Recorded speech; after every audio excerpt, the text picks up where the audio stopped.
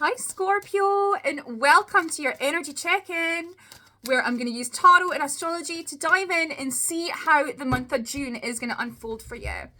This isn't going to resonate with every single Scorpio out there, and if it doesn't resonate with you, Scorpio, please go and check your other placements for messages there. And as always, take what resonates and leave the rest. The only way to book a personal reading with me is through Instagram. My Instagram is the_witchcrafter with a wee blue tick. Please disregard anyone across all social media platforms pretending to be me, because I can promise you it won't be me. I'll never reach out first. Now, astrologically, what's going on for you? You have got a lot going on in your 7th house of interpersonal relationships. At the moment, as we speak, there's actually 6 celestial bodies in there because the moon's in there as well, but this is going to ease off over the next few days, but you might be finding that at the moment, other people in your life are like another chore. You really might be just wanting to shy away from it all and crawl into a hole and be like, do you know what, guys? Like, I don't want to do this just now. But once the sun moves out of Taurus, this will ease off, and your chart ruler, Mars, is currently in Aries, which is your sister house. So there is going to be this feeling of rejuvenation, of you being able to be bothered with people again as we move through the month. We're just waiting for the sun. That's really the only malefic one in your 7th house. But recently, over the last month or so, the planet Uranus moved from Aries into Taurus. So Uranus is about short, sharp change. And with this first introduction into Taurus, Uranus might be highlighting ways in which you either need to change up your friendship circle or the way that you're interacting with the people that are closest to you, or they might quite literally be changed out of your life and swapped in for new people. Like, the relationships in your life might be changing quite drastically over the coming year or so.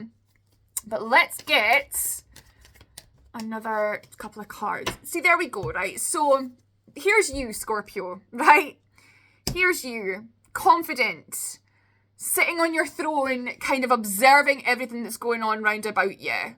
And I kind of feel as though there's an air of being a little bit pissed off, a little bit like disappointed, in feeling really unsettled, irritable, itchy, because the people that you're dealing with are coming across as very, very immature. Playing games, Peter Pan kind of energy, just like you need them to mirror the energy that you are holding, because your energy is quite sovereign at the moment. And I feel as though the disappointing thing is that with the people that you're dealing with, you know that all they would have to do is give up something small in order to gain everything they've ever wanted. And you keep seeing snippets of this from them. Snippets of potential, snippets of, we're finally coming to our senses and coming around to the idea that we need to create our own path. Fabulous. And then you get let down again. Whoever it is that you're dealing with re-enters this cycle of self-neglect, and it's stressing you out massively here. It's like, it's just an energy that you feel is very, very draining, and there's a sense of disappointment and anger coming here. Now, again, as we're moving through June, this will be dissipating, but let's get another layer deeper. Let's get another layer deeper for Scorpio. Let's get another layer deeper. See, that's sad, because you understand, and that's the thing, you're not going to be walking away from these people. Like, if they are going to be removing themselves from from your life, it's going to be their decision. It's going to be their own doing. And you understand that they're operating from a place of fear, that they are, not strong enough to break out of these patterns of behavior. But although you've got a lot of sharp words to say to them, although you're trying to look at ways in which to manipulate the energy so that they can see their own folly, you're not going to walk away. You're someone who's going to stick it out to the end, because again, you can see the potential here. You can see and this could be for anyone in your life, you know, friends, family members, co-workers, lovers indeed, but genuinely it's that energy of, well, you felt my wrath, you can feel the harshness in my voice, you can feel how serious I'm being, and if these tower moments in your life aren't enough to get you to snap out of this, then, you know, you can be the one to sever the connection, because this is a deep, deep connection. And remember, soulmates can be more than just romantic relationships. You could be soulmates with almost anyone in your life, but it's like, you're disrespecting this, so you're going to be the one to take on the weight of the disconnection should this be where this is going, right? You are not confused in the slightest.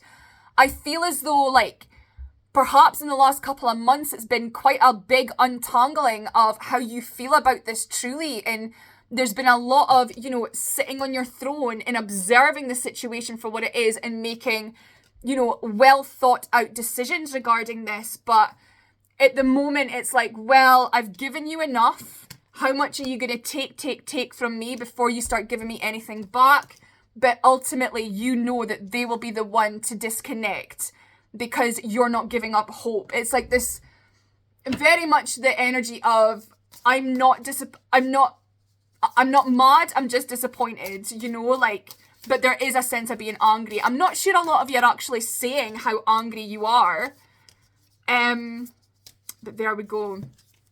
There's the passion that you're feeling regarding this. This is the fieriness of the King of Wands.